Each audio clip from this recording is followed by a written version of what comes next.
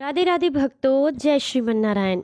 आज की जो कथा है इसे सुनने से आपको ये पता चलेगा कि भगवान कितने अद्भुत चमत्कार करते हैं।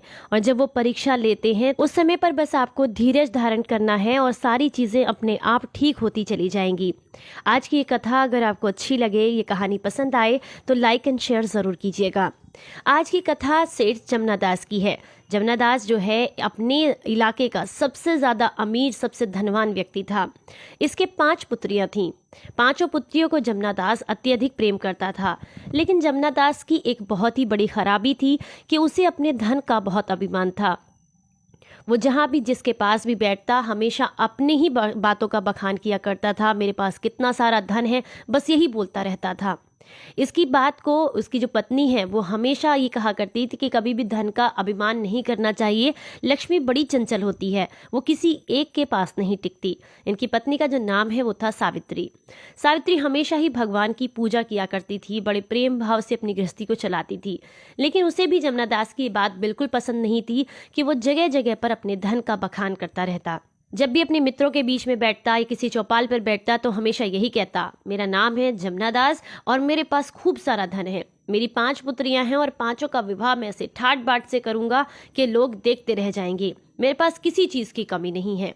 वो हमेशा इसी बात को दोहराता रहता था। हालांकि उसकी 5 पुत्रियां भी बहुत छोटी थीं, लेकिन जब भी वो जहां जिसके पास भी बैठता बस इसी बात को दोहराता रहता। हमेशा सावित्री से कहा करती थी कि भगवान कभी भी कुछ भी कर सकते हैं, इसलिए ज्यादा बड़े बोल नहीं बोलने चाहिए और हमेशा भगवान को नतमस्तक होना चाहिए। जमुना दास को अपने धन का इतना अभिमान था कि वो भगवान तक को नहीं मानता था। वहीं उसकी पत्नी दिन रात भगवान श्रीमन नारायण का पूजन किया करती थीं और हमेशा अपनी बच्ची को अच्छे संस्कार दिया करती थीं। एक दिन की बात होती है कि एक दिन जमुना दास का मित्र जो कि शहर में रहा करता था, भोला, वो उसके घर आता है। घर आकर के वो जमुना दास के साथ बैठ करके भोजन करता है। बात ही बात में जब एक बात निकलती है तो भोला कहता है जमुना दास से कि अभी तो बच्चियां काफी छोटी हैं, लेकिन जब बड़ी हो जाएगी तो मैं चाहता हूं कि तुम्हारी बड़ी पुत्री का विवाह मेरे बेटे के साथ हो जाए। जमुना दास भोला की ये बात सुनकर बहुत प्रसन्न होता है, क्योंकि उसे अपने भोला जो मित्र है वो भी बहुत पसंद है, उसका परिवार भी बहुत पसंद है। जमुना दास भोला के बेटे के साथ में अपनी पुत्री का विवाह करने के लिए सहज ही तैयार हो जाता है और कहता है अपने मित्र से कि देखना, जिस दिन मैं अपनी बेटी का विवाह करूंगा ना, लोग खड़े होकर के देखेंगे। इतना सारा धन, इतनी सारी चीजें मैं दूंगा कि लोग देखते रह जाएंगे। इतने पर भोला कहता है कि मुझे सिर्फ तुम्हारी पुत्री चाहिए, बाकी कोई धन या संपत्ति की जरूरत नहीं है। बस प्रेम भाव के साथ बच्ची को विदा करोगे तो भी मैं ले जाऊंगा। लेकिन जमुना दास कहता है, अरे जमुना दास की बेटी और इतने कम खर्च के साथ या सीधे साधे तरीके से थोड़ी ना शादी करके जाएगी। उसका विवाह जब होगा ना तो तुम देखना, पूरा जमाना खड़े होके देखेगा। ऐसे बड़े बड़े बोल बोलता भोला उसकी सारी बातें सुन करके वहां से चला जाता है। और कुछ दिन के बाद उसके गांव में, यानी कि जमुना दास के गांव में चोरी होती है और चोर जो है पूरे के पूरे गांव को लूटते हैं। लूटने के साथ साथ वो इतना ज़्यादा विध्वंस करते हैं, इतना ज़्यादा लोगों को मारते हैं, इतना परेशान करते हैं कि वहाँ बहुत ही कम लोग बचते हैं। इसी बीच जमुना दास की पत्नी को पता चलता है कि जमुना दास की भी मृत्यु हो गई है। वो आसपास जहाँ पर भी उसके ये विश्वास था कि वह जमुना दास मिल सकता है, उसने गांव के हर एक घर में जा कर देखा, लेकिन किसी ने उसको बताया कि जब डाकू जो है यहाँ पर हमला कर रहे थे उस समय पर यहाँ जमुना दास भी उसके सामने आया था और उन्होंने उसको मार दिया है। ऐसी बात सुन करके उनको बहुत धक्का लगता है जमुना दास की पत्नी को, और वो ये सोचती रहती हैं कि अपनी 5 पुत्रियों के साथ, और अब इस मतलब समय में जो इतनी विकट परिस्थिति है, घर में पैसा नहीं है, आसपास कोई भी मदद करने वाला नहीं है, गांव में आधे से ज़्यादा लोग तो मारे जा चुके हैं, मैं कहाँ जाऊंगी। ऐसा विचार करके वो अपनी पुत्रियों को लेकर के गांव से बाहर निकल जाती हैं, क्योंकि गांव में तो अब कुछ बचा ही नहीं था। धीरे धीरे वो शहर की तरफ बढ़ रही थी। रास्ते में बहुत ज्यादा थक गई थी तो एक पेड़ के नीचे बैठ जाती हैं। अपनी 5 पुत्रियों को देखती हैं और मन ही मन सोचती हैं, विचार करती हैं कि जमुना दास कैसे कहा करते थे। अपने पति के बारे में सोचती हैं कि बार बार वो कहते थे कि पुत्रियों का विवाह ऐसे करूंगा, अपने बच्चों को ऐसे पढ़ाऊंगा, इतना ज़्यादा खर्चा करूंगा, लेकिन देखो ना समय की मार, अब तो उनका खुद का कोई पता नहीं है और मैं यहाँ सड़क पर बैठी हूँ। ऐसा मन ही मन विचार कर रही होती हैं। तभी उनकी जो बड़ी पुत्री है, वो थोड़ी बड़ी थी, वो कहती है, माँ क्या सोच रही हो, मुझे थोड़ी भूख लगी है, कुछ खाने को ला कर दो। इतने पर जो सावित्री हैं वो इधर उधर देखती हैं, लेकिन उन्हें कोई भी वहां दिखाई नहीं देता। बेचारी बहुत परेशान हो जाती हैं। ना तो उनका परिवार, उनका घर या कोई आस पड़ोस वाले वहाँ होते हैं, ना ही उनके पास पैसा होता है। तभी अचानक से उनकी नज़र अपने हाथ की चूड़ियों पर पड़ती है। उनके हाथ में अब भी सोने की चूड़ियाँ थीं और उस बात को देख करके बड़ा ही प्रसन्न होती हैं। बच्ची से कहती हैं कि तुम अपनी बहनों का ध्यान रखना, मैं बस अभी थोड़ी देर में आती हूँ। वो दौड़ करके शहर की तरफ जाती हैं। वहां जाकर के जोहरी को अपनी दोनों चूड़ियां बेच देती हैं। उन्हें लगभग 40,000 रुपए मिलते हैं। बहुत ही प्रसन्नता के साथ वो सोच रही थी कि अब कुछ छोटा सा काम शुरू कर दूंगी और बच्चियों के रहने की व्यवस्था करूंगी, और इन सब के बीच में भगवान का धन्यवाद करूंगी कि कम से कम मेरे हाथ में ये 2 सोने की चूड़ियां थीं, तो इस वजह से मैं अपने बच्चों को पाल सकूंगी, उनके लिए कोई नया काम शुरू कर सकूंगी। बस यही विचार करते हुए, अपने पैसों को गिनते हुए वो जोहरी की दुकान से बाहर आती हैं। तभी अचानक से 2 चोर उनके हाथ में पैसों को देख लेते हैं। सावित्री अभी पैसे गिन ही रही होती हैं, इतनी देर में चोर उनके हाथ से सारा पैसा छीन कर भाग जाते हैं। सावित्री फिर से बहुत ज्यादा उदास हो जाती हैं, अपनी किस्मत के बारे में सोचने लगती हैं, अपने भाग्य को कोसने लगती हैं। लेकिन तभी अचानक से उनके मन में विचार आता है कि भगवान परीक्षा लेते हैं और ये शायद मेरी परीक्षा का ही समय है। वो वापस अपनी बच्चियों के पास जाती हैं। पास जाकर के कहती हैं, जो बड़ी बेटी है वो पूछती है, माँ तुम तो भोजन लेने गई थी, चूड़ियां बेचने गई थी, क्या हुआ? कुछ लेकर के नहीं आई हो, खाली आत आई हो? इतने पर सावित्री सारी बात अपनी बड़ी बेटी को बताती हैं। बेटी बहुत ही समझदार थी। माँ से कहती है, माँ मुझे बहुत ज्यादा भी भूख नहीं लगी है, कोई बात नहीं, मुझे बहुत नींद आ रही है, बस मैं सो जाती हूँ।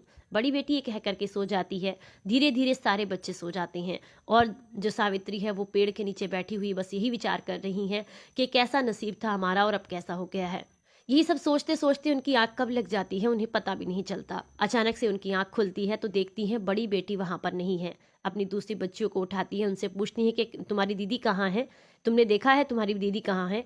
तो चारों बच्चियां जवाब देती हैं कि हमने नहीं देखा है, कहाँ गई है दीदी, हम तो सो रहे थे।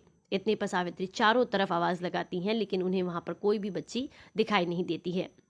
उनकी बड़ी बेटी पास की एक दुकान पर जाती हैं, जो कि एक चाय की दुकान थी और वहां पर कुछ बटर टोस्ट ऐसे सामान मिलता था। तो वो कहती हैं वहां से, जो दुकान वाला होता है, कि भैया मुझे एक डबल रोटी और थोड़ी सी चाय दे दो, मेरी माँ और मेरी बहनें भूखी हैं। तो इतने पर दुकानदार कहता है, पैसे हैं तुम्हारे पास? बच्ची कहती है, मेरे पास पैसे तो नहीं है। दुकानदार कहता है, बिना पैसे के यहाँ कुछ नहीं मिलता है, जाओ वापस जाओ यहाँ से। तभी अचानक से जो बच्ची है वो बहुत ही सहनशील और बहुत समझदार है। वो दुकानदार से कहती है कि भैया कुछ काम दे दो, काम के बदले अगर तुम मुझे चाय और थोड़ी सी रोटी दे दोगी तो मेरी बहनें और मेरी माँ का पेट भर जाएगा। दुकानदार कहता है, ठीक है, बर्तन पड़े हैं, बर्तन साफ कर दोगे तो ठीक है, मैं तुम्हें थोड़ी सी चाय और डबल रोटी दे दूंगा। बच्ची बर्तन साफ करने लग जाती है। इतने पर सावित्री अपनी बेटी को इधर उधर ढूंढते ढूंढते उसी दुकान तक पहुंच जाती है और तभी अचानक से उसकी जो निगाह है वो अपनी बच्ची पर पड़ती है। उसका मन बैठ जाता है इस बात को देख करके कि कहाँ हम अपनी बच्चियों का ऐसा भविष्य चाहते थे कि उसको रानियां बना करके रखेंगे, और कहाँ मेरी बेटी आज झूठे बर्तन साफ कर रही है। वो तुरंत दौड़ करके बेटी के पास आती हैं, उसका हाथ पकड़ लेती हैं, कहती हैं, क्या कर रही हो बेटा? तो इतने पर बच्ची जवाब देती है, माँ मैं काम कर रही हूँ, और काम करने में क्या ही बुराई है, मेरी बहनें और मेरी माँ भूखी रहे, इससे अच्छा तो है ना कि मैं काम करूँ। इतने पर सावित्री उससे कहती है, बेटा तुम हटो, तुम अपनी बहनों को संभालो, ये काम मैं कर लूंगी। सावित्री वो सारे जूठे बर्तन साफ करती है। उसके बदले में दुकानदार उन्हें थोड़ी सी चाय और डबल रोटी दे देते हैं। सावित्री वो लेकर के भगवान को धन्यवाद करते हुए अपनी बच्चियों को थोड़ा बहुत खिला करके फिर से अपने शहर की तरफ अपने रास्ते पर चल देती है। रास्ते में चलते चलते गर्मी बहुत ज्यादा थी, सावित्री को चक्कर आ जाता है, वो बीच सड़क पर गिर जाती है। बड़ी बेटी इधर उधर सब तरफ आवाज लगाती है, लोगों से मदद मांगती है, लेकिन कोई भी उसकी मदद करने के लिए तैयार नहीं होता।